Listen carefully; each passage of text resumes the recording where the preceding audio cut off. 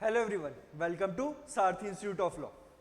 जैसा कि आप सभी को पता है, बिफोर कोरोना यूजीसी नेट साल में 2 बार हुआ करता था। अब धीरे धीरे इवन दो कोरोना निकले हुए 3-4 साल हो चुके हैं इजीली, लेकिन अब जाके धीरे धीरे चीजें कंटिन्यूटी में आ रही है एंड होपफुली इस साल भी यूजीसी नेट का जो एग्जाम है वो 2 बार होना चाहिए। एक बार ऑलरेडी हो चुका है जून के अंदर, जिसका रिजल्ट भी आ चुका है। अब उम्मीद है कि जो सेकंड फेज का जो एग्जाम है, सेकंड टाइम जो एग्जाम है वो दिसंबर में होने की प्रोबेबिलिटी बहुत ज्यादा है। तो अब अगर आपको यूजीसी नेट की तैयारी करनी है तो उसके बारे में कुछ बेसिक आइडिया होना बहुत ज्यादा जरूरी है। क्यों? क्योंकि इस एग्जाम को लेके बहुत से लोगों में बहुत सारे डाउट्स होते हैं with respect to eligibility, with respect to validity and syllabus. Syllabus तो फिर भी आपको इजीली अवेलेबल होता है, बट जो एक सबसे बड़ा इश्यू आता है वैलिडिटी, कि इस एग्जाम की वैलिडिटी क्या है, कब तक ये एग्जाम वैलिड रहता है, क्या आपको थोड़े टाइम बाद फिर से देना होता है, या क्या प्रोसेस है। क्या अगर आप अभी अपने एलएलएम के एग्जाम को क्लियर नहीं कर पाए, यानी कि अभी तक आपकी एलएलएम कंप्लीट नहीं हुई है, क्या फिर भी आप यूजीसी नेट में अपीयर हो सकते हो या नहीं हो सकते हो। तो ये सारे डाउट स्टूडेंट्स के मन में रहते हैं। तो आज इस एक वीडियो के अंदर हम सारे डाउट्स को रिजॉल्व कर लेंगे। इसके अंदर हम जानेंगे कि वो कौन से स्टूडेंट्स हैं जो इस एग्जाम को लेके एलिजिबल हैं, उसके बाद इस एग्जाम की वैलिडिटी क्या होती है, इस एग्जाम का सिलेबस क्या है, एंड लास्टली आप किस तरीके से इस एग्जाम को प्रिपेयर कर सकते हो। तो ये सारे क्वेश्चंस का आंसर आपको इस एक वीडियो के अंदर मिलने वाला है। तो चलिए स्टार्ट करते हैं इस वीडियो को। सबसे पहले हम बात करते हैं इस वीडियो के अंदर जो हमारा सबसे मेन टॉपिक होता है वो है एलिजिबिलिटी, यानी कि वो कौन स्टूडेंट्स हैं जो इस एग्जाम के अंदर अपीयर हो सकते हैं, कौन इस एग्जाम को दे सकते हैं। तो चलिए हम सीधे उठाते हैं यूजीसी नेट का जो नोटिफिकेशन है उसको। ये अभी जो जून में एग्जाम कंडक्ट किया गया था उसका नोटिफिकेशन है, और ये जो एलिजिबिलिटी क्राइटेरिया है वो सेम रहता है।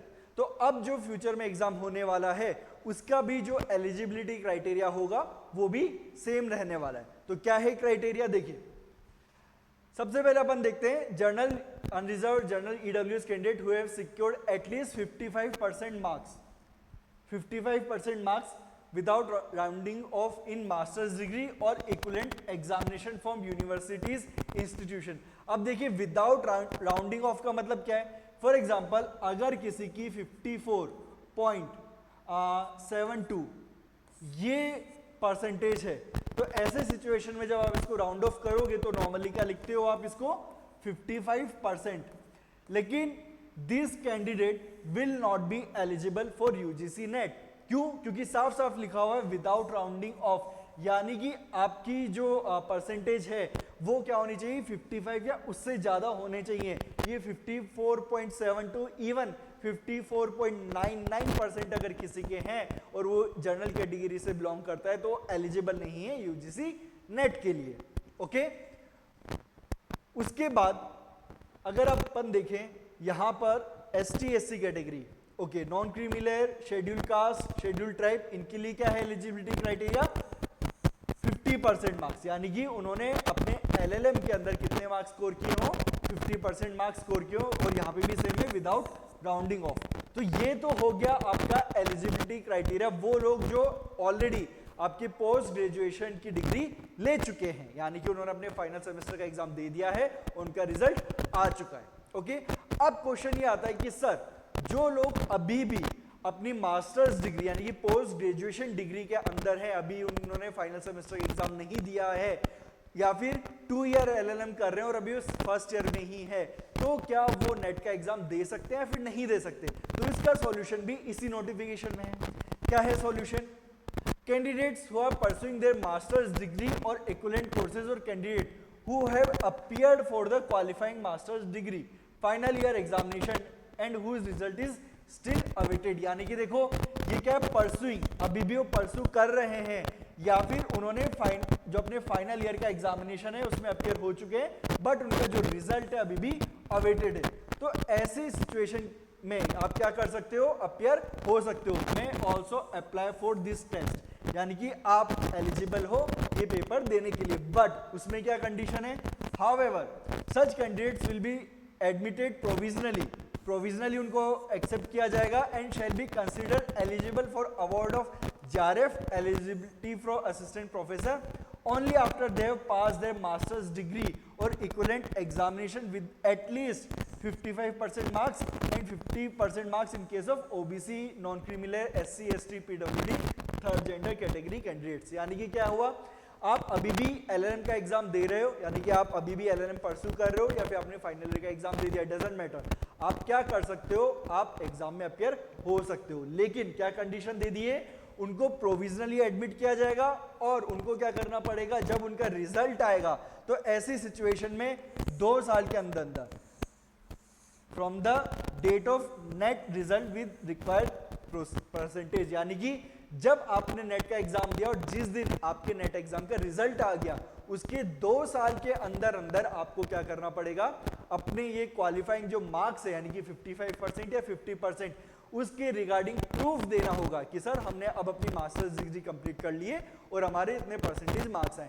अगर आप ये काम 2 साल के अंदर अंदर कर लेते हो तो फिर ऐसी सिचुएशन में जो आपको प्रोविजनली एडमिट किया गया था वो अब आपका क्या हो जाएगा, एक्चुअल में वो परमानेंट हो जाएगा, यानी कि ये मान लिया जाएगा कि आपने नेट क्लियर कर लिया है। तो क्या आपको चीज क्लियर हो गई है, यहां से आपको समझ में आ गया कि जिन लोगों ने एलएलएम कंप्लीट कर ली है, जिनके पास डिग्री आ चुकी है वो भी दे सकते हैं, और जो अभी एलएलएम में परस्यूइंग है वो लोग भी इस एग्जाम को दे सकते हैं। बस उनके साथ कंडीशन क्या है, उन्हें 2 साल के अंदर अंदर अपनी एलएलएम को कंप्लीट करना होगा और फिर जो उनके मार्क्स आए एलएलएम के अंदर उसका जो परसेंटेज हो 55% या 50% जिस भी कैटेगरी से वो बिलोंग करते हैं उसके अकॉर्डिंग प्रूफ यूजीसी नेट को देना होगा, यूजीसी को देना होगा, ताकि पता चल सके कि क्या आपने क्वालिफाइंग मार्क्स स्कोर किए हैं नहीं किए। अगर आपने कर लिया है तो फिर जो आपको प्रोविजनली एडमिट किया गया था वो अब आपका क्या हो जाएगा, परमानेंट सिलेक्शन माना जाएगा। ओके, क्या ये चीज क्लियर हो गई है? ये था आपका एलिजिबिलिटी क्राइटेरिया। अब हम बात करते हैं वैलिडिटी की। अगर हम वैलिडिटी की बात करें, जस्ट मिनट,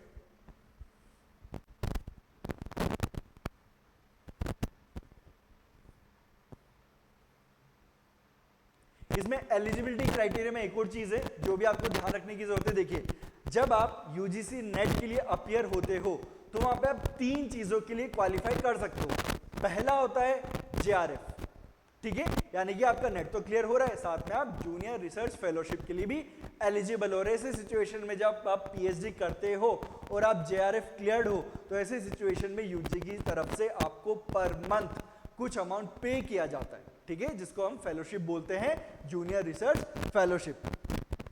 अगर आप जेआरएफ के लिए पेपर देना चाहते हो तो उसमें क्या होगा, आपके एलिजिबिलिटी क्राइटेरिया, आपको क्या करना पड़ेगा, आपकी एज 30 ईयर से ज्यादा नहीं होनी चाहिए, ठीक है, यानी कि आप 30 साल के अंदर अंदर हो तो ही आप जेआरएफ के लिए एलिजिबल होते हो। अदरवाइज क्या है, अब आप किसके लिए अपियर हो सकते हो, सिर्फ और सिर्फ किसके लिए आप एलिजिबल हो, असिस्टेंट प्रोफेसर के लिए और पीएचडी के लिए, ठीक है। 3 क्राइटेरिया है, only for PhD, only for assistant professor and PhD, and third JRF. तो जेआरएफ इज हाईएस्ट, यानी कि सबसे ज्यादा कट ऑफ जेआरएफ की ही जाती है, जो टॉप परसेंटेज के लोग हैं, सर्टेन परसेंटेज, उनको ही जेआरएफ ग्रांट की जाती है। तो इन 3 में से क्राइटेरिया क्या है, जेआरएफ के लिए कितना दिया हुआ है, 30 इयर्स एज, यानी कि उससे कम होना चाहिए।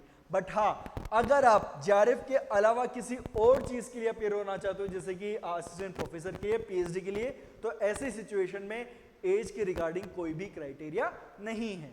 ओके, तो चाहे आप 35 ईयर के हो, 40 ईयर के हो, 45 ईयर के हो, डजेंट मैटर, आप क्या कर सकते हो, जेआरएफ को छोड़ के असिस्टेंट प्रोफेसर या पीएचडी के लिए इस एग्जाम को दे सकते हो।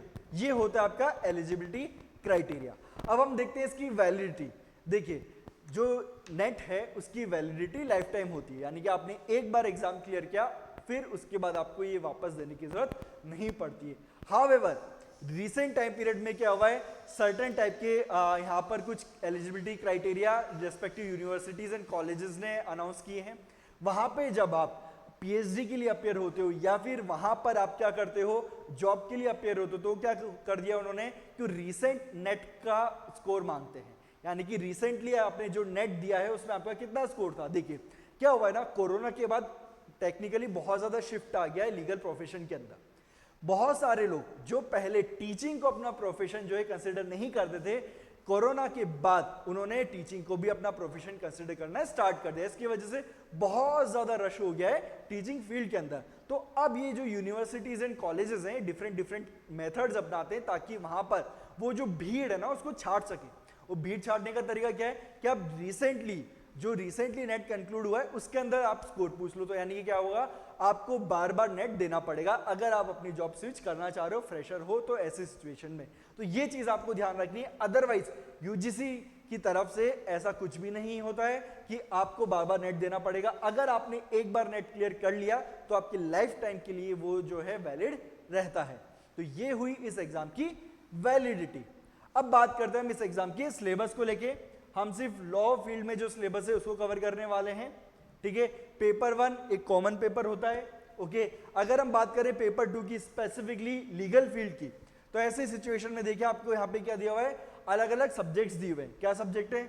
सबसे पहले आपको दिया हुआ है जूरिस्प्रूडेंस, ठीक है। जूरिस्प्रूडेंस, फिर उसके अंदर स्पेसिफाई कर रखा है 10 डिफरेंट टॉपिक्स को, ठीक है। 10 डिफरेंट टॉपिक्स को यहाँ पे आइडेंटिफाई किया हुआ है जूरिस्प्रूडेंस के अंदर। उसके बाद सेकंड सब्जेक्ट आता है कॉन्स्टिट्यूशन एंड एडमिनिस्ट्रेटिव लॉ। तो इसमें कॉन्स्टिट्यूशन के यहाँ पे आपको पूरे पार्ट दिए हुए हैं, ठीक है। 7 टॉपिक से जो आपके कॉन्स्टिट्यूशन से आने वाले हैं। उसके बाद ये 3 टॉपिक है जो आपके एडमिनिस्ट्रेटिव लॉ से आने वाले हैं। उसके बाद आपका जो नेक्स्ट सब्जेक्ट है वो है पब्लिक इंटरनेशनल लॉ, ठीक है, पब्लिक इंटरनेशनल लॉ। उसके अंदर वही अगेन आपको डिफरेंट टॉपिक्स दिए हुए। उसके अलावा जो यहाँ पे अगला है वो है इंटरनेशनल ह्यूमैनिटेरियन लॉ। तो ये 2 अलग अलग सब्जेक्ट यहाँ पे आपको कवर करने हैं।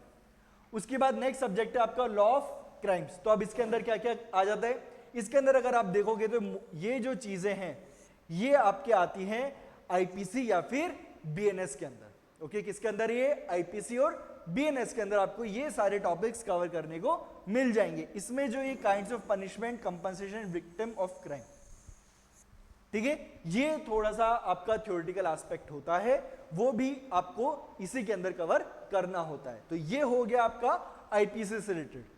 उसके बाद अपन देखते हैं law of torts and consumer protection. इस सब्जेक्ट के अंदर भी आपको डिफरेंट टॉपिक्स दिए हुए हैं। यहां तक आपके 7 टॉपिक्स से जो टॉर्ट से रिलेटेड है। उसके बाद 8, 9 और 10 ये हैं आपके किससे? कंज्यूमर प्रोटेक्शन से। उसके बाद आपका नेक्स्ट सब्जेक्ट है कमर्शियल लॉ। कमर्शियल लॉ के अंदर मोस्टली क्या किया गया है? कॉन्ट्रैक्ट को ही कवर किया गया है। कॉन्ट्रैक्ट के अंदर ये ध्यान रखना आप ई कॉन्ट्रैक्ट्स को भी इंक्लूड किया गया है, ठीक है। तो कॉन्ट्रैक्ट आपका मेन रहेगा। उसके अलावा यहाँ पे सेल्स ऑफ गुड्स है, पार्टनरशिप। अब देखिए मैंने मेनली कॉन्ट्रैक्ट क्यों बोला, क्योंकि जो हमारा कॉन्ट्रैक्ट का ओरिजिनल एक्ट था उसके अंदर sales of goods and partnership उसी कॉन्ट्रैक्ट का पार्ट हुआ करता था। सब्सिक्वेंटली 1930 के अंदर सेल्स ऑफ गुड्स एक्ट अलग से बनाया गया, उसके बाद 1932 में पार्टनरशिप एक्ट अलग से बनाया गया। तो बेसिकली आपको यहाँ क्या किया जा रहा है, पूरा का पूरा कॉन्ट्रैक्ट एक्ट पूछा जा रहा है आपसे, ओके। और हाँ, इसमें कंपनी लॉ भी आ गया और नेगोशिएबल इंस्ट्रूमेंट एक्ट भी आ गया। तो ये चीजें हैं जो इसके अंदर कवर्ड है। नेगोशिएबल इंस्ट्रूमेंट एक्ट बहुत छोटा एक्ट है, इसमें स्पेसिफिकली आपकी जो सेक्शन 138 है वहां से ही क्वेश्चन पूछे जाते हैं, ओके। तो आपको इंटायरेक्ट भी ऐसा कवर करने की जरूरत नहीं होती है, डेफिनेशन कवर कर लोगे और वो वाला चैप्टर 17 जो है वो कवर कर लोगे, आपका काम हो जाता है, ओके। उसके बाद फैमिली लॉ। फैमिली लॉ में भी स्पेसिफिक टॉपिक्स दिए हुए हैं यहाँ पर, जिसमें यूसीसी भी है, विल, गिफ्ट एंड वक्फ भी है। वक्फ अगर आ गया तो इसका मतलब कि आपको मुस्लिम लॉ भी कवर करना है, यानी कि फैमिली लॉ में सिर्फ और सिर्फ हिंदू लॉ नहीं है, यहाँ पे मुस्लिम लॉ भी आपको कवर करना होगा, ओके। फिर है environment and human right law. इसके अंदर भी अगेन सारी चीजें दी हुई हैं, स्पेसिफिक किए हुए टॉपिक। उसके बाद intellectual property rights and information technology law. अब इसके अंदर आईपीआर के अंदर देखो आपको पेटेंट कवर करना होगा, ट्रेडमार्क कवर करना होगा, ज्योग्राफिकल इंडिकेशन करने होंगे, बायोडाइवर्सिटी एंड ट्रेडिशनल नॉलेज करना होगा। उसके बाद ये आपका आईटी लॉ आ जाता है, ठीक है। अब देखिए यहाँ पे बच्चों को क्या दिक्कत आती है, पेटेंट एंड ट्रेडमार्क के लिए तो उनके पास एक्ट है। यहाँ पे देखिए प्रोटेक्शन ऑफ ज्योग्राफिकल इंडिकेशन, इसके रिगार्डिंग भी आपको कोई ऐसा चेक नहीं मिलने वाला है बहुत ज्यादा डिटेल के अंदर। और बायोडाइवर्सिटी के रिगार्डिंग आपके पास एक्ट है, लेकिन ट्रेडिशनल नॉलेज के रिगार्डिंग आपके पास एक्ट नहीं है, ठीक है। तो बच्चों को मटेरियल की दिक्कत आती है, तो आपको यहाँ पे ज्योग्राफिकल इंडिकेशन के रिगार्डिंग मटेरियल मिल जाएगा इजीली, बायोडाइवर्सिटी के रिगार्डिंग मटेरियल मिल जाएगा, बट ट्रेडिशनल नॉलेज के रिगार्डिंग मटेरियल नहीं मिलता है। तो इसके रिगार्डिंग आपको क्या करना पड़ेगा, गूगल पर जाके आप क्या कर सकते हो, डिफरेंट आर्टिकल्स या फिर ऑनलाइन स्टडी मटेरियल जो है सर्च कर सकते हो, अवेलेबल है। अब इसमें बात क्या है, ट्रेडिशनल नॉलेज के रिगार्डिंग इंडिया के अंदर कोई भी एक्ट नहीं है, तो आपको कोई एक्ट नहीं पढ़ना है, आपको इसमें पूरे कंसेप्ट्स पढ़ने होते हैं। इसके अलावा कुछ बेसिक इन्फॉर्मेशन है, जैसे TKDL यानी कि ट्रेडिशनल नॉलेज डिजिटल लाइब्रेरी, उसके रिगार्डिंग इन्फॉर्मेशन पढ़नी पड़ती है।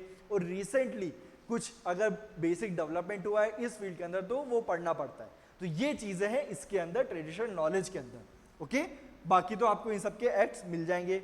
उसके बाद आता है आपका comparative public law and systems of governance. इसके अंदर आपको डिफरेंट कंट्रीज के जो लीगल सिस्टम्स है उनको कंपेयर करना होता है, कॉन्स्टिट्यूशन को कंपेयर करना होता है और फिर उसकी स्टडी करनी होती है। ये है आपका पूरा सिलेबस। ओके, अब इसमें बात आती है कि सब पढ़े कैसे, है ना। जो पेपर 2 है उसको पढ़ना कैसे। अब देखो उसको पढ़ने के 2 तरीके। अगर आप अभी भी LLM के स्टूडेंट्स हो या फिर आपने रिसेंटली LLM कंप्लीट की है तो आपके पास आपकी LLM का स्टडी मटेरियल होगा। देखिए, अगर मैं पेपर 1 की बात करूं तो रिसर्च मैथोडोलॉजी है वो आपको LLM में पढ़ाया जाता है ना, उसका स्टडी मटेरियल आपके पास होगा। उसके अलावा एक कंपैरेटिव पब्लिक लॉ हो गया, ठीक, कंपैरेटिव लीगल सिस्टम हो गया, ये भी आपको LLM में पढ़ाया जाता है। उसके बाद अगर आपका स्पेशलाइजेशन कॉर्पोरेट लॉ है तो उसके रिगार्डिंग आपको कॉर्पोरेट लॉ यहाँ पे दिए हुए हैं। IPR है तो IPR के रिगार्डिंग दिया हुआ, कॉन्स्टिट्यूशन है तो वो भी दिया हुआ है। यानी कि आपके LLM में आपका क्या स्पेशलाइजेशन था उसके ऊपर डिपेंड करेगा कि आपके पास क्या क्या स्टडी मटेरियल है। उसके अलावा जो सब्जेक्ट्स बचते हैं अब उनको कैसे पढ़ना है। देखिए, उनको पढ़ने का क्या तरीका है कि या तो आप बुक्स लेके आओ इंडिविजुअल सब्जेक्ट्स की, वो बहुत ही ज्यादा जो है आपके लिए टीडियस टास्क हो जाएगा, बहुत ज्यादा टाइम लगेगा। बट बात यह है कि अभी आपके पास सफिशिएंट टाइम है, 5 से 6 महीने आपके पास है, तो आप चाहो तो ये काम भी कर सकते हो कि बुक्स लेके आओ, बुक से पढ़ो, अपने खुद के नोट्स बनाओ और फिर जब एक बार आप बुक्स को कंप्लीट कर लो, नोट्स बना लो, तो उन बुक्स को साइड में रखो और फिर क्या करो, बुक से पढ़ना छोड़ दो और अपने नोट से पढ़ो। हाँ, नोट्स बनाते हुए आपको ये ध्यान रखना है कि आपको क्या करना है, at least last 4 to 5 UGC net law subject के पेपर को एक बार गो थ्रू करना है, वहां से आइडेंटिफाई करना है कि किस टाइप के PYQ पूछे जाते हैं और फिर आपको अपने नोट्स बनाने है ना। ऐसा नहीं करना कि अंधेरे में तीर चलाना है कि बस सब्जेक्ट उठाया और नोट्स बनाने लग गए। नहीं, आपको क्या करना है, PYQ के बेसिस पे अपने नोट्स बनाने हैं और नोट्स को फिर बाद में पढ़ना है। तो इस तरीके से आप कर सकते हो। उसके अलावा जो शॉर्टकट तरीका जो बहुत से लोग अपनाते हैं वो ये है कि आप किसी भी बुक शॉप पे जाइए जहाँ पे आपको UGC नेट के रिगार्डिंग मटेरियल मिलता है, लीगल बुक्स मिलती है, तो वहाँ पे आप जाओगे तो डिफरेंट पब्लिकेशन की UGC नेट के रिगार्डिंग बुक्स अवेलेबल होती है। वहाँ पे क्या होता है, आपको PYQs मिल जाएंगे, प्रैक्टिस के लिए MCQ भी मिल जाएंगे और उसमें क्या होता है, थ्योरी पार्ट भी दिया होता है। यानी कि UGC नेट में जिस तरीके से कंटेंट पूछा जाता है उस कंटेंट को उस तरीके से फॉर्मुलेट करके उन बुक्स में दिया होता है। तो आप जा सकते हो उन बुक शॉप पे और उनसे आप वो बुक्स लेके आ सकते हैं। तो ये होता है एक शॉर्टकट तरीका, शॉर्ट में आपको समराइज वे में सारी चीजें अवेलेबल हो जाती है। तो इस तरीके से आप अपने एग्जाम को प्रिपेयर कर सकते हो। तो ये सारी चीजें हमने कवर कर ली है। इसके अंदर हमने कवर किया है कि कौन लोग एलिजिबल हैं इस पेपर को देने के लिए, वैलिडिटी क्या होती है, उसके बाद इसका सिलेबस क्या होगा और किस तरीके से आप इस सिलेबस को कवर कर सकते हो, किस तरीके से प्रिपेयर कर सकते हो।